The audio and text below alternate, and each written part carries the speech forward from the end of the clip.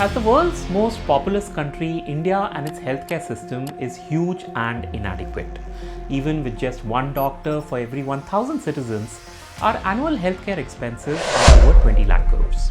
The hospital industry in India, which is about 70,000 public and private hospitals, accounts for about 65% of these spends and is growing annually at about 13 to 14%. Now, there are many facets of the hospital industry, but largely these can be divided into three main parts. A, the business model, and we'll broadly understand how a hospital works. Secondly, we list and compare the many performance criteria on which different hospitals can be evaluated. And of course, we have the financials and the valuations, which are an important part of any investing exercise.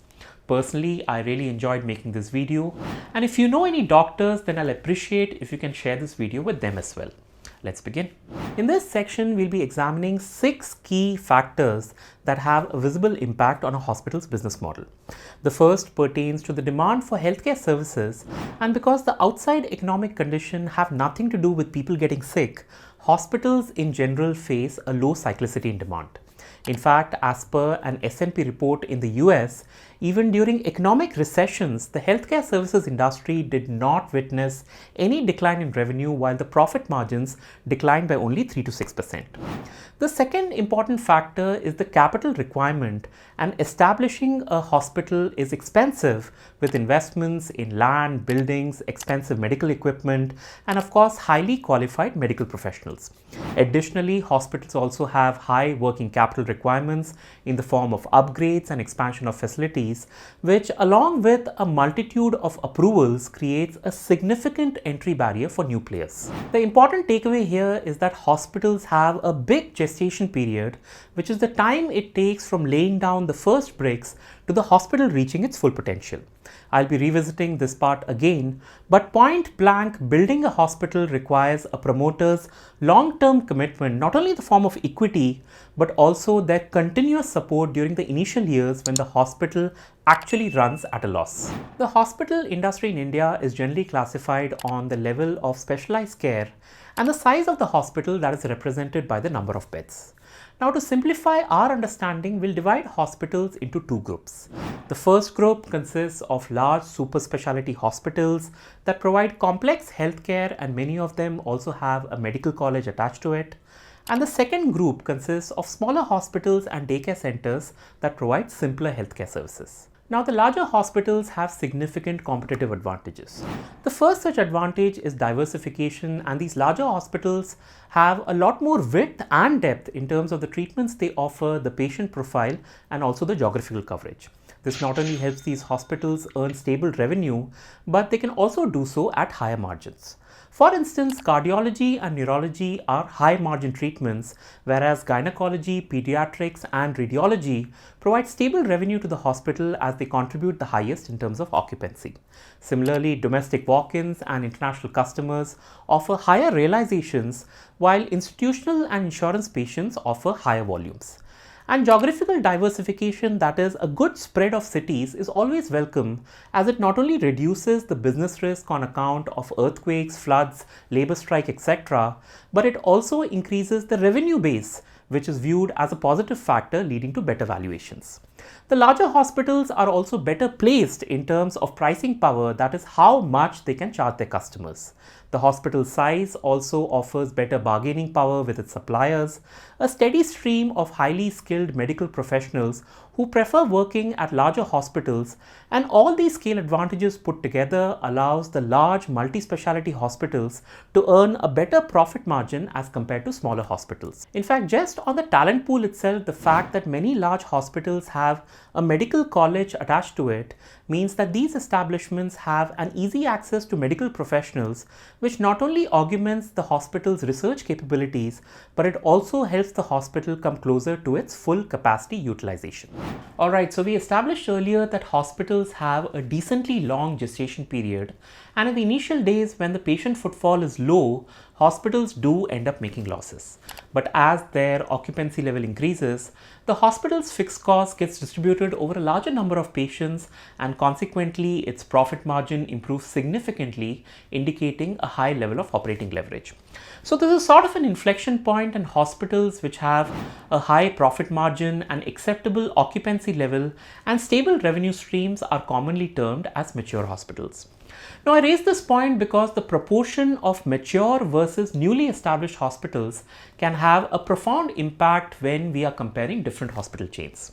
For example, say we have two large multi-speciality hospitals, and looking at these numbers, I won't be surprised if you prefer to invest in Hospital A over Hospital B. However, here's an additional piece of information that changes everything. That is, A has a much higher count of mature hospitals as compared to B, and it is for this reason that A has a better share in revenue, profit margin, ROC, free cash flow, and of course, a higher market capitalization. But then the other way of looking at this information is to project, to estimate where Hospital B is likely to be in the future once the 10 new hospitals it has also attains a higher state of maturity. Understandably, Hospital B should also see massive improvements in their operating metrics, which will add to its competitive advantages and therefore its valuation. To sum this up, understanding the split between mature and new hospitals is very important when we compare hospitals from one another. For the large super specialty hospitals, a good proportion of its revenue comes from patients who have a health insurance policy in their name. So on the face of it, an increasing insurance penetration might seem like a boon for the hospital industry. However, an analysis of the more developed countries shows that as the insurance penetration increases, the pricing power that the hospitals once enjoyed starts shifting towards the insurer, making the hospitals more of a price taker. Now, one can understand why hospitals don't like it. Because firstly, by establishing a network list, the insurance company has the power to direct traffic towards and away from certain hospitals. Insurers are hard negotiators and often force hospitals to accept a lower rate card for treatments. And unlike walk-ins who pay first and then get treated, insurance companies would pay after 30, even 45 days, which increases the hospital's working capital requirements. And finally are the regulatory risks, and the Indian government is known to intervene from time to time whenever it senses that something is not going well. For example, in 2017, the Indian government capped the price for cardiac stents and knee transplants that reduced their prices by about 70%, which was good for lakhs of Indians who needed this treatment, but obviously it also had a negative impact on the hospital's revenues and profit margins.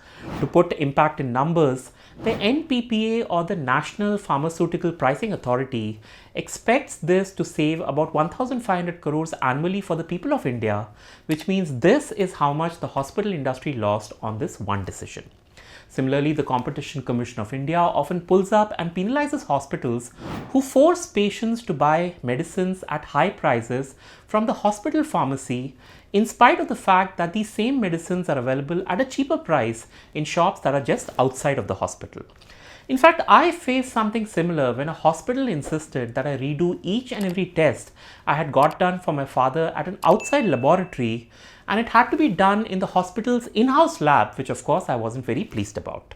Anyways, the point is hospitals do carry some amount of regulatory risk, and as investors we have to be mindful of that, as it can swiftly affect the revenues and profit margins of the establishment. So this concludes our 6 major engines of the hospital industry, and if you're keen on studying it in greater details, then I've attached a list of resources in the video's description that I'm sure you'll find really useful. Okay, in this section, we'll be studying some key parameters that are unique to the hospital industry and how some of the popular hospitals in India measure up against each of these. The first metric is the occupancy rate, and quite simply, it refers to the percentage of hospital beds that are occupied by the patients at a given point in time. As a thumb rule, higher the occupancy rate, the better it is, as it not only indicates more revenues and profits, but is also symbolic of efficiency and the trust it has garnered within the community. Now, from this data I've compiled, it's Max Healthcare that leads the occupancy charts, and this doesn't surprise me because as a company, they are completely focused on two huge markets, that is Delhi and Mumbai. Additionally, about 30% of their patients arrive from upcountry locations, and having just 3,500 beds ensures that the occupancy rate at their hospitals is always high. Now, from what we have previously learned, the occupancy rate is not a metric that can be looked at in isolation. Case in point is Apollo Hospitals, whose occupancy rate consistently trended above the 70% mark, but with the phased addition of 14 new hospitals, the company's occupancy rate declined to the mid-60s, and that's where it has been for some time now. However, as these new hospitals mature, there's always a good possibility of the occupancy rate going upwards, and that's what we as investors have to keep an eye on when analyzing any of these hospital stocks. The average revenue per occupied bed, or ARPOB, is something similar to the average daily rate that we had studied in my video on the hotel industry.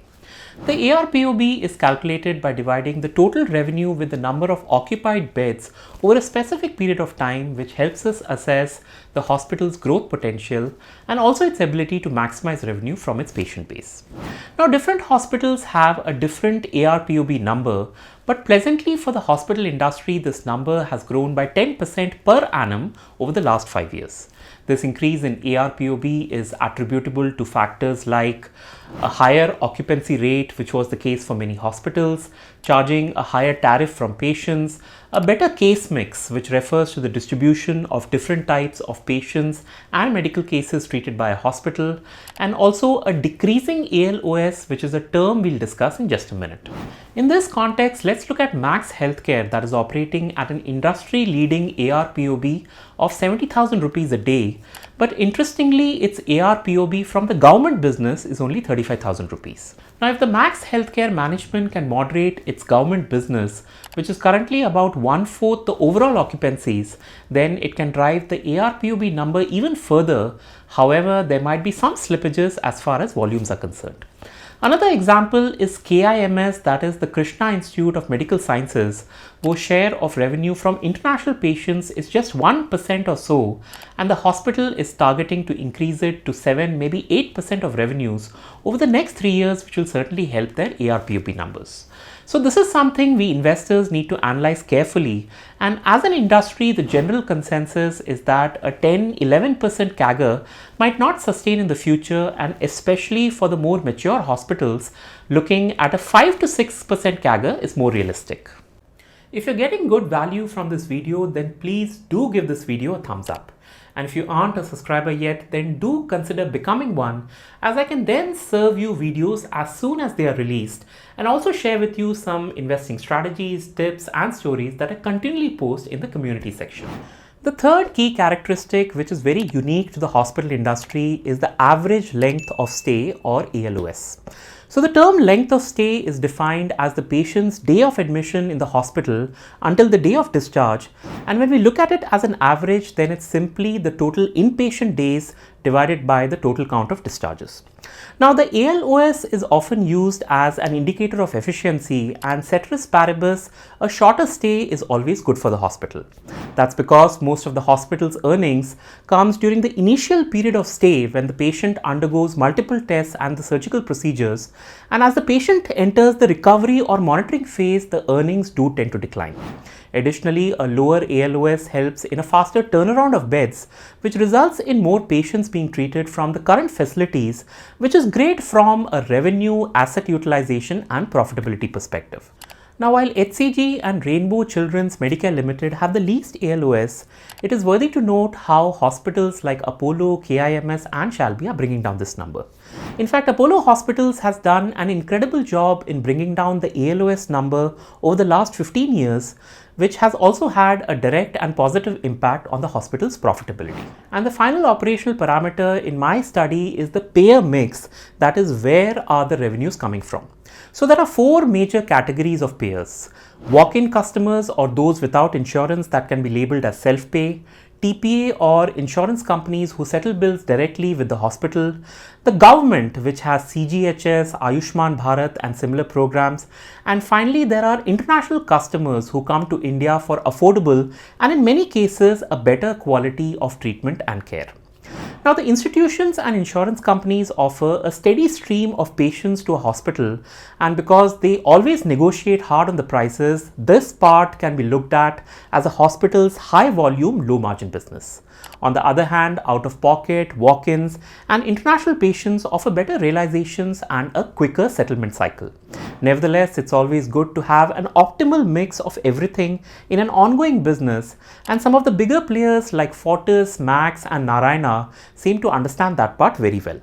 Anyways, to conclude this part on operational parameters, investors should examine every hospital in terms of its efficiency, which is things like execution capabilities, asset utilization, occupancy and patient flow, and also in terms of everyday metrics like a reduction in the ALOS, an improvement in the ARPOB, and of course a balanced mix of payers. The final section of my research looks at the financial metrics, and we'll quickly go through those as most of them are already known to you. The first is of course revenue growth, and barring Fortis and also Max Healthcare in some years, most hospitals have done well on this front and have maintained a CAGR of at least 15%. Of course, not all of this growth is organic, and the bigger hospitals are always on the lookout for acquisitions, O&M arrangements, that is operations and managements, that covers facility management, support services, equipment, HR, compliance, etc. and also service agreements which complements their existing business model. All this helps the hospital in maintaining a footing without having to start from scratch, as Max Healthcare did with BLK Max in Delhi and Nanavati Hospital in Mumbai, which were both loss-making entities before Max started to manage their affairs. Since then, there has been good progress in revenue, in the quality of healthcare, and in the EBITDA margin, which is evidence that the strategy works if it is executed properly. Now, the consistency we see on the growth front is not always visible when it comes to EPS growth, with many hospitals displaying erratic and even negative growth. This erraticity, I don't know if this is even a word, but this up and down movement can be attributed to many factors like the regulatory environment, which includes price controls, government healthcare schemes, etc., pricing pressures due to competition and insurance companies, the hospital's cost structure, especially the manpower cost, the maturity level of the hospitals that we discussed earlier in the video, and of course the hospital's capital expenditure that can create big volatility in earnings on account of depreciation expenses and interest costs. However, directionally, as investors, we want the EPS number to be sufficiently trending upwards, and Apollo Hospitals, Rainbow and Shalby seem to have gotten this metric spot on. Now, EBITDA as a metric is often tracked on a per bed basis and also as a percentage of revenue, or the EBITDA margin as we commonly call it. On a per bed basis, Apollo, Max and Fortis have a much higher realization as compared to others, and we've already looked at the reasons behind this. On an EBITDA margin basis, Rainbow, Max and KIMS are the hospital chains that display the highest profitability per rupee of revenue. In fact, as a quick case study, let's examine why KIMS has such high EBITDA margins. So this hospital chain has 12 hospitals and around 4,000 beds. It operates mainly in the tier 2 and tier 3 cities of Andhra Pradesh and Telangana, which is why KIMS has one of the lowest ARPOB within the industry. In spite of this, the hospital's EBITDA margins are high on account of three major factors. The first is the high contribution from the old and matured hospitals in Secunderabad, Nellore and Rajamundry, where the cost optimization and efficiency is a lot better than the other units, which helps increase the EBITDA and the EBITDA margin of the company on a consolidated level. The second factor relates to rental costs, and because KIMS either owns all its major units or has them on a perpetual lease, the cost savings from these arrangements add a lot more buoyancy to its EBITDA margin. And the third factor, and probably a minor one, is that the hospital chain is concentrated in just 2 states, that again allows them to control costs, which pushes up the company's EBITDA margin. My point is, when we are examining a company or a sector, it's important to look beyond the screener and gain a better understanding of the company's business model as well. The next financial metric one needs to look out for is the proposed capital expenditure, that is, what will the hospital's capacity expansion be over the next few years. It's an important number because one of the biggest limitations in a hospital's growth is its capacity, and understandably, if you don't invest in a new hospital or have more beds, then it's practically impossible to grow your top line. For instance, Max Healthcare and KIMS have big expansion plans over the next few years, which is a mix of new hospitals, that is greenfield projects, and also brownfield expansion within their existing units. Like in the case of Max, the company is looking at setting up a couple of hospitals in Gurgaon. It's planning to add more beds at Nanavati Max in Mumbai, also at their hospitals in Shalimar Bagh and Mohali. And Max is also aiming to create a medical hub in South Delhi, which should rapidly expand the company's bed capacity. Now, from an investor's point of view, a hospital's capital expenditure has implications on many fronts. Firstly, this would require money and the hospital might need to take on more debt to finance this expansion. The cost of depreciation and interest cost might dent the company's profits for the next few years. And then there is the skewed matured versus new hospital ratio, which will affect the hospital's EBITDA margins, the ARPOB, and a few more metrics. It is advisable one keeps a track of these changes on a quarterly basis and never forget to read the earnings transcript, where a majority of the questions will be around capacity expansion, project execution, and of course the debt within the company. The final financial metric that many analysts follow is the EV-on-EBITDA. This number is generally examined on a relative basis, that is on an year-on-year basis for the same hospital or by comparing the ratio of one hospital with another. Now, as a general rule, Apollo hospitals and to some extent Max Healthcare are the gold standard here. They have the highest EV to EBITDA ratio, and all other hospitals are available at a discount to that. This is something we can see on a cumulative basis as well, with hospitals like Fortis and Narayana at a 25% discount to Apollo's EV on EBITDA, and smaller hospitals like Aster DM and Shalby at a 50-60% discount. Even on an year-on-year basis, one can see Apollo doing a lot better than other establishments on this front, and by examining the other metrics we have discussed in addition to this relative valuation, it is my belief that an avid investor can use this information to identify investment opportunities in the short and long run. Alright, so this was a long video and I hope you found it informative.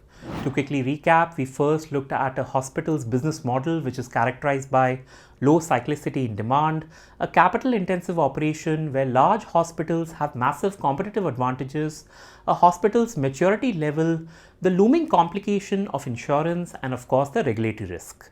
We then examined 4 operational metrics that are unique to the hospital industry, and this includes the occupancy rate, which ideally should be high, the ARPOB that should be trending up, the ALOS or the average length of stay that should be trending down, and finally the payer mix, which preferably should be kept balanced. And in the final section of the video, we looked at 5 financial metrics, which includes the hospital's revenue growth, the EPS growth of the hospital, the EBITDA margin, the hospital's capital expenditure, and the EV-on-EBITDA that serves as an effective valuation tool. This video was a lot of work, but I hope this will serve as a good starting point when you yourself start looking at the hospital industry. And if you like this presentation, then do give it a thumbs up. And if you aren't a subscriber to my channel, then do explore becoming one.